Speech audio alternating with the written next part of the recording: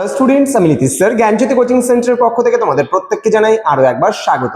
তো স্টুডেন্টস, আজকে আমি তোমাদের সঙ্গে আলোচনা করব এনবিইউ 4 ইয়ার আন্ডার গ্র্যাজুয়েট প্রোগ্রামের অধীনস্থ যে সমস্ত ছাত্রছাত্রীরা নর্থ বেঙ্গল ইউনিভার্সিটির আন্ডারে বিভিন্ন কলেজগুলোতে পড়াশোনা করছো, সেকেন্ড সেমিস্টারে মেজর সোসিওলজি নিয়ে, তাদের জন্য আজকে আমি আলোচনা করব discuss the difference between primary social group and secondary social group, অর্থাৎ প্রাথমিক গোষ্ঠী এবং গৌণ গোষ্ঠীর মধ্যে যে পার্থক্যগুলো রয়েছে সেই পার্থক্যগুলো নিয়ে আজকের এই ক্লাসটিতে আমি বিস্তারিত আলোচনা করব। যারা ফার্স্ট টাইম আমাদের ইউটিউব চ্যানেলে ভিডিওটি দেখছো তারা অবশ্যই চ্যানেলটিকে সাবস্ক্রাইব করে পাশে থাকা বেল আইকন অল প্রেস করে দেবে, যাতে নেক্সট টাইম থেকে কোনো ভিডিও আপলোড করলে তার নোটিফিকেশন তুমি সবার আগে পেতে পারো।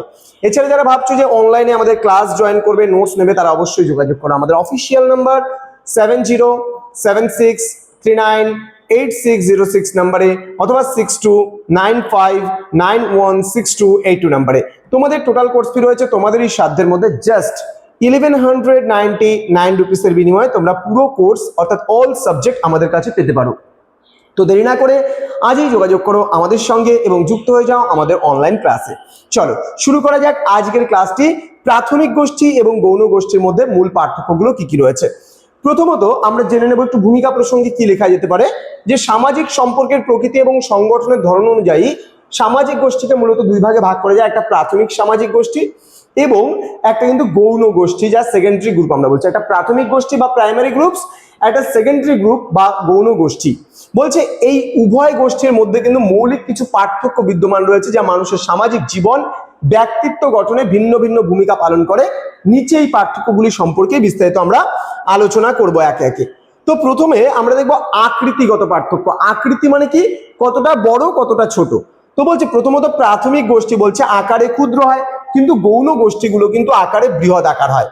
কি বলছে প্রাথমিক গোষ্ঠীর ব্যাপারে, এটি সাধারণত স্বল্প সংখ্যক ব্যক্তির সমন্বয়ে গঠিত হয় এবং একটি নির্দিষ্ট এলাকার মধ্যে কিন্তু সীমাবদ্ধ থাকে। অর্থাৎ প্রাথমিক গোষ্ঠী কি হয়, আমাদের একটু ছোট একটা এরিয়ার মধ্যে কিন্তু সীমাবদ্ধ থাকে। কিন্তু অপরদিকে যদি আমরা গৌণ গোষ্ঠী দেখি, তাহলে বিশ্বের বিভিন্ন অঞ্চলের বহু সংখ্যক মানুষের সমন্বয়ে কিন্তু এই গোষ্ঠীটা গঠিত হতে পারে। তার মানে কি, প্রথম পয়েন্ট যেটা আমরা জানলাম, প্রাথমিক গোষ্ঠীগুলো ছোট বা ক্ষুদ্র, কিন্তু গৌণ গোষ্ঠীগুলো বৃহৎ বা বড়।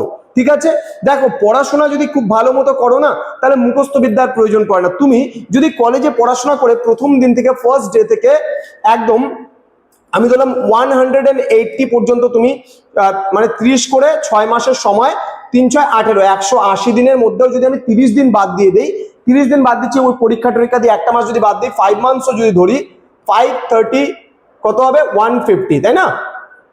তো 150 ডেজ তুমি পাচ্ছ এবং প্রতিদিন রোজ যদি প্রথম থেকে তুমি পড়াশোনা করো না খুব ভালো করে, তাহলে দেখবে পরীক্ষায় কিন্তু কোনো রকম ভাবে ফেল তুমি করতে পারো না, খুব ভালোভাবে তুমি প্রেজেন্টেশন করতে পারবে। তাহলে আমাদের ক্লাসগুলো তোমরা যদি প্রতিনিয়ত দেখো, শুধুমাত্র নোটস বা সাজেশনস এর উপরেই আমরা ডিপেন্ডেন্ট নয়, আমরা কিন্তু পুরো ক্লাসেসের উপরে এবং বোঝানোর উপরে কিন্তু আমাদের প্রত্যেকটা স্যার ম্যামরা ফোকাস করছেন, যেটা কিন্তু আমাদের ইউটিউব চ্যানেলটাই তোমাদের তার প্রমাণ।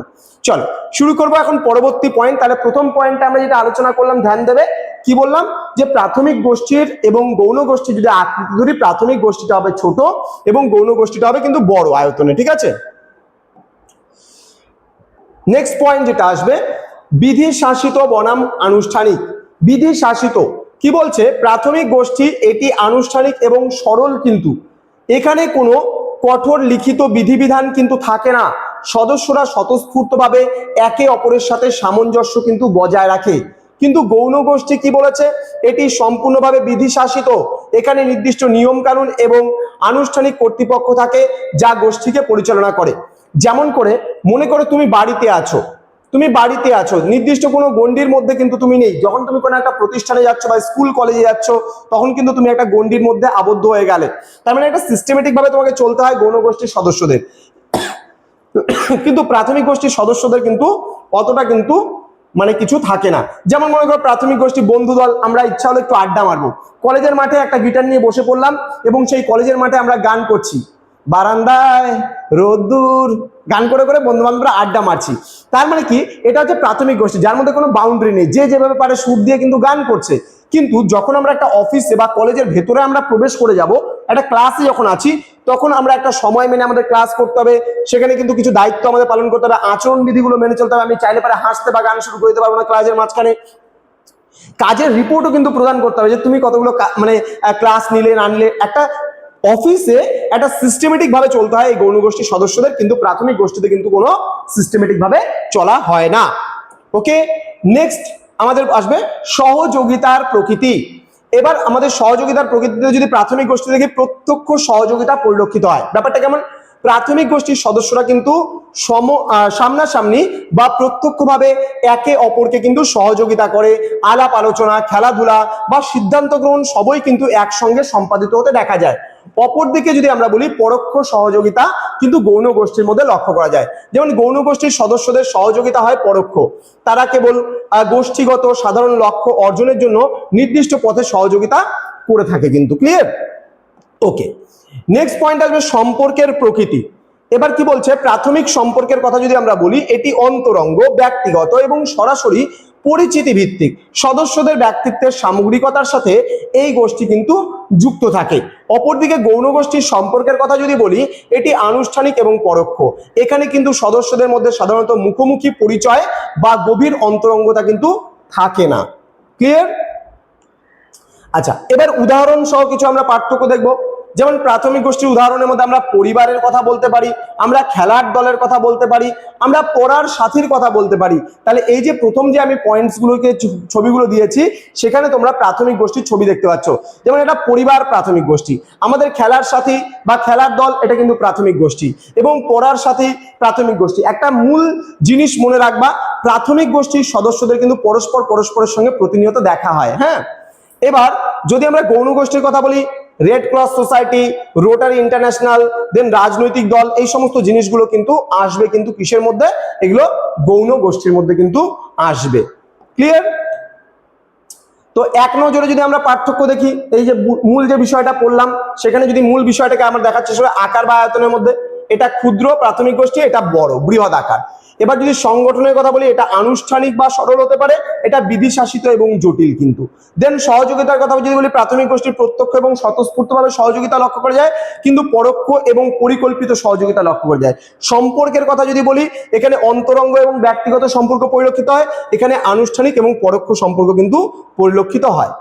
তো এবার উপসংহারে আমরা যদি একটা জাস্ট লাইন লিখতে চাই, লিখতে পারি আমরা যে সামাজিক জীবনের ভারসাম্য বজায় রাখার জন্য উভয় গোষ্ঠীরই কিন্তু গুরুত্ব অপরিসীম। যেমন প্রাইমারি গ্রুপের আমাদের প্রয়োজন, ঠিক একইভাবে আমরা একটা সিস্টেমের মধ্যেও কিন্তু আমার থাকতে হবে, যার জন্য আমাদের সেকেন্ডারি গ্রুপেরও প্রয়োজন। মনে করো আজকে আমি সকালবেলায় অফিসে আসার আগে আমি কি করেছি? আমার ফ্যামিলির সঙ্গে সময় কাটিয়েছি, সেখানে অন্তরঙ্গতা কিন্তু থাকে। তার মানে কি, একটা পরিবার হচ্ছে প্রাথমিক গোষ্ঠী। আবার যখন আমি অফিসে চলে এসেছি, একটা সিস্টেমের মধ্যে কিন্তু আমি চলে এসেছি, তাহলে এটাকে কি বলা হয়? এটাকে বলা হয় তোমার হচ্ছে সেকেন্ডারি গ্রুপ বা গৌণ গোষ্ঠী। তাহলে প্রাথমিক গোষ্ঠী যেখানে মানুষের আবেগীয় এবং ব্যক্তিগত চাহিদা মেটায়, গৌণ গোষ্ঠী সেখানে বৃহত্তর সামাজিক এবং বৈশ্বিক লক্ষ্য অর্জনে কিন্তু সহায়তা করে। ক্লিয়ার? তো এই ছিল আজকের ক্লাস, যেখানে আমি সোসিওলজি মেজর পেপার 3 থেকে ভীষণ গুরুত্বপূর্ণ তোমাদের সেকেন্ড সেমিস্টারের জন্য একটা অতি গুরুত্বপূর্ণ প্রশ্ন নিয়ে আলোচনা করলাম। আমাদের অফিসিয়াল নাম্বার এখানে স্ক্রিনে দেখতে পাচ্ছ তোমরা, ভেসে উঠেছে, এই নাম্বারে যোগাযোগ করতে পারো। আমাদের প্লে স্টোরে অ্যাপ রয়েছে পিস্টিকল এডুকেশন বলে, এডুকেশনাল অ্যাপ, সেখান থেকেও কিন্তু তোমরা নোটস পত্র সমস্ত কিছু পেয়ে যেতে পারো। আর সরাসরি আমাদের কাছে পড়তে চাইলে যোগাযোগ করবে আমাদের অফিসিয়াল নাম্বারে। দেখা হচ্ছে খুব তাড়াতাড়ি আরো একটা নতুন ক্লাস নিয়ে। তোমরা বন্ধুদের সঙ্গে অবশ্যই ভিডিওটি শেয়ার করে দেবে যাদের সোসিওলজি বিষয়টি রয়েছে। Thank you so much, thanks for watching after all, thank you.